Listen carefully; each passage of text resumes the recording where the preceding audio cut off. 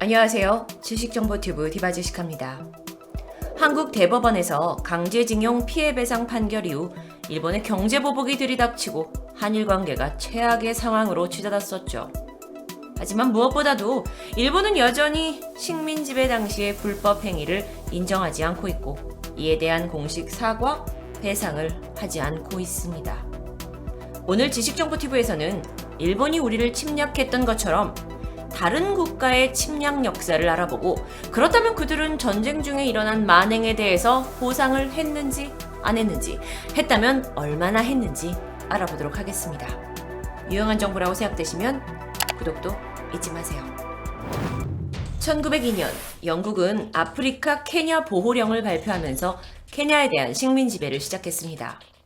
그러면서 케냐에서는 이 식민지대에 맞서 마우마우라는 비밀 결사단체가 조직되었고 빼앗긴 땅을 되찾기 위한 무장운동을 펼치게 됩니다. 마우마우의 투쟁이 빈번해지자 영국은 1952년 비상사태를 선언한 뒤에 군대를 투입해서 대대적인 탄압을 하게 되죠. 당시 케냐로 파병된 영국군은 마우마우로 의심되는 사람들을 재판도 없이 학살했고요.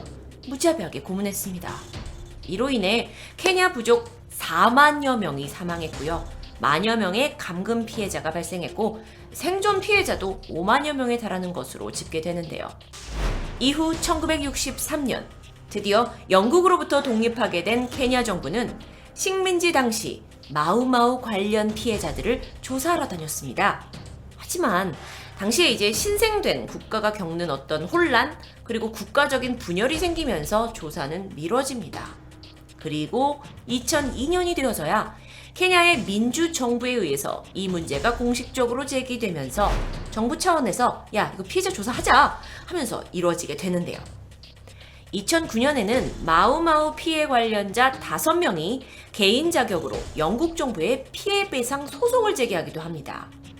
자, 이렇게 소송이 제기되었을 때만 해도 영국은 상호 협의 아래 식민 통치권을 이제 이양해 줬는데 과거사에 대한 책임은 케냐 정부에 있고 관련 사건이 시간이 너무 많이 흘러서 소송 자체가 성립되지 않는다 라는 태도를 보였다고 합니다. 자, 그러자 케냐 국가인권위원회에서 2011년 영국 정부에다가 피해배상과 사과를 촉구하는 서한을 발송하게 되는데요. 당시에 세계 여론도 케냐를 도왔습니다. 특히나 UN 특별조사관이 영국 총리 데이비드 캐머런에게 서한을 보내서 이 문제를 외면하는 것은 창피한 일이다 하면서 피해자 배상을 촉구하게 된 거죠. 결국 2013년 4월 영국 정부는 협상하겠다라는 것을 선택하고 같은 해 6월에 식민 통치 시기 케냐에서 행했던 비인도적 행위에 대해 사과의 메시지를 전달하고 마우마우 관련 피해자 5,200여 명에게 2천만 파운드, 한화로 약 341억 원을 배상했습니다. 여러분, 배상은 단순히 피해자들이 요구하는 돈 주세요! 의 의미는 아니라고 생각합니다. 그들의 재정적 배상에 앞서 잘못된 행위에 대한 역사적 인식과 그에 따른 당연한 사과를 무엇보다도 원합니다. 그것이 우리가 진정 일본에게 원하는 것이기도 하고요. 제2차 세계대전 당시 강제징용을 주도한 일본의 미쓰비시 광업의 후신인 미쓰비시 머테리얼 2015년 7월에 중국 피해자들에 대한 사과와 보상에 합의했습니다. 이들은 강제 노역에 동원됐던 3,765명을 대상으로 1인당 10만 위안, 한화로 1,870만 원 정도 되는데 이 금액을 지급하기로 약속했죠. 중국 언론에 따르면 미쓰비시 머테리얼 측은 합의 과정에서 2차 세계대전 중에 일본 정부가 3만 9천여 명의 중국 노동자를 강제징용했다라는 사실, 그리고 이 중에 3,765명이 이 머테리얼 전신기업에서 노동을 했다라는 사실을 인정합니다. 이 인정이 정말 중요하죠. 또한 이 중에 720여 명이 사망하고 강제로 동원된 중국인들의 인권이 무자비하게 침해됐다라는 아픈 역사적인 사실 또한 모두 인정했다고 보도되었습니다. 물론 이러한 합의는 해당 기업의 어떤 자발적인 행동은 아니었고요. 중국인 피해자들이 중국 법원에다가 소송을 제기한 가운데 나온 것이었는데 그렇다 해도 피해자들은 공식적인 사과에 인정에 배상금까지 받아서 이제는 좀 억울함을 달랠 수 있겠죠. 미쓰비시 머테리얼 측은 보상금 외에도 기념비 건설에 1억엔, 실종자 조사 비용에 2억엔을 추가 지출하기로 했다고 합니다.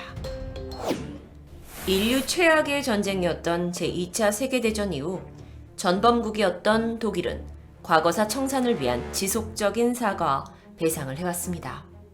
이와 관련해 2007년 독일의 메르켈 총리는 2차 대전 후 약 70년 동안 독일이 배상금으로 지급한 금액이 약 640억 유로, 이게 한화로 약 85조 5천억 원에 해당한다고 말하기도 했는데요. 이렇게 자국의 어떤 역사적 잘못을 인정하고 배상하는 꾸준한 노력 덕분에 독일은 그간 국제사회에서 모범이 되어오곤 했습니다. 그런데 잠깐, 그동안 독일이 행해온 주요 배상 내용을 좀 살펴보면요. 유태인에 대한 잔인한 학살을 자행했던 거 아시죠? 그렇기 때문에 이스라엘에 대한 보상을 언급하지 않을 수 없습니다. 1948년 이스라엘은 건국이 되었고 독일의 전쟁에 대한 피해 배상을 요구를 합니다. 그리고 당시 독일의 아데나워 총리는 우리 독일은 나치 정권이 범한 이 죄행에 책임을 질 것이다. 그리고 이스라엘과 유태인에게 배상할 것이다. 라고 전 세계에 선포를 하게 돼요. 그리고 룩셈부르크 조약이 체결되고 이스라엘에 30억 마르크는 예전에 독일이 쓰던 단위입니다. 그래서 이거를 지금은 없어졌지만 하나로 계산을 해보면 약 1조 6,500억 원에 달하는 현물을 지급하죠.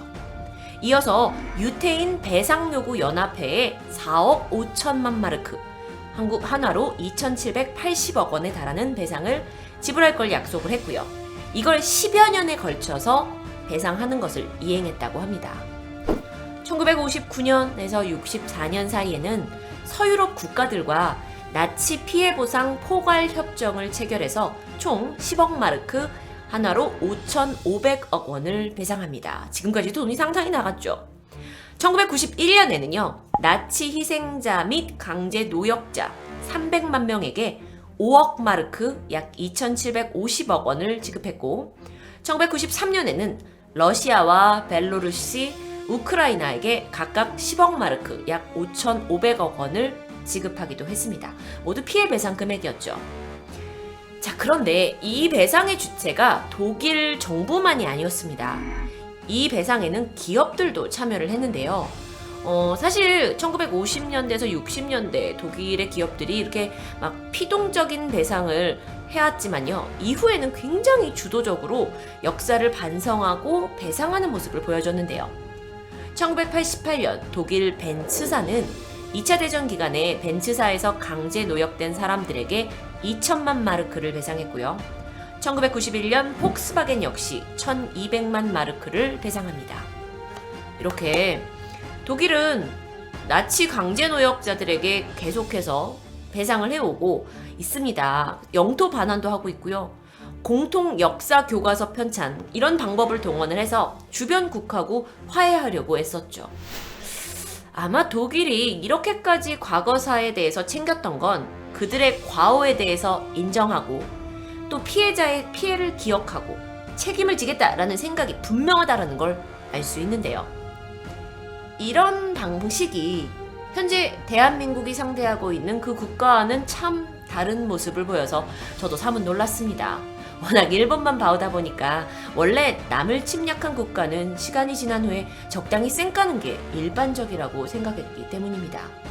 어쨌든 독일의 전쟁 후에 보여준 모습은 전 세계 모범적인 사례라고 할 수 있습니다. 인도네시아는 17세기 네덜란드의 식민 지배를 받았습니다. 이때 네덜란드군은 1947년 독립운동에 관여했다라는 이유로 인도네시아 자바섬 한 마을에서 약 150명에서 430여 명의 주민들을 무차별적으로 학살했는데요. 인도네시아가 독립을 한 이후에 이 사건이 문제가 제기가 됩니다. 그러자 1968년이 되어서 네덜란드 정부가 그래 당시 폭력이 좀 지나쳤은 건 인정을 한다. 하지만 이건 네덜란드 군이 게릴라전이나 테러 공격에 의해서 어떤 이제 공격을 받을 수 있으니까 치안 유지를 위해서 우리가 한 것이다 라고 밝히게 되죠. 1995년에는 이 문제가 계속 이제 제기가 되면서 이게 과거 인도네시아인들을 즉결 처형했다라는 사실까지 밝혀졌고 인정하기도 했는데요. 당시에 군 관계자 가운데 누구도 기소되지는 않았습니다. 이후에 학살된 희생자의 유가족들이 계속해서 사과해라, 배상해라 하고 요구를 했음에도 네덜란드에서는 공소시효 끝났잖아요 라는 이유로 그냥 유감을 표하기만 했다고 하는데요. 그러다 2008년 7명의 피해자 유족과 1명의 생존자가 네덜란드 정부를 상대로 손해배상 소송을 내게 됐고요. 2011년 네덜란드 법원은 이런 전쟁 범죄에는 시효가 적용되지 않는다라는 이유를 들어 유족들의 손을 들어주었습니다. 정말 명언인데요. 전쟁 범죄에는 시효가 없다.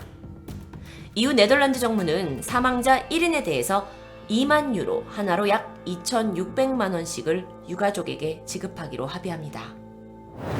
여러분, 세계사에 있어 침략과 약탈의 역사는 계속되었습니다. 그리고 그 과정에서 자행된 폭력, 그리고 희생자가 발생했고요. 그들의 고통을 기억하는 것은 우리의 역사를 올바르게 이해하는 데 매우 중요한 일입니다. 그래야 다시는 침략의 역사가 반복되지 않을 테니까요. 남겨진 자들이 역사적 과오를 인정하고 진심 어린 사과와 배상을 하는 것으로 그들의 책임을 다해야 한다고 생각합니다. 지식정보튜브 디바제시카였습니다.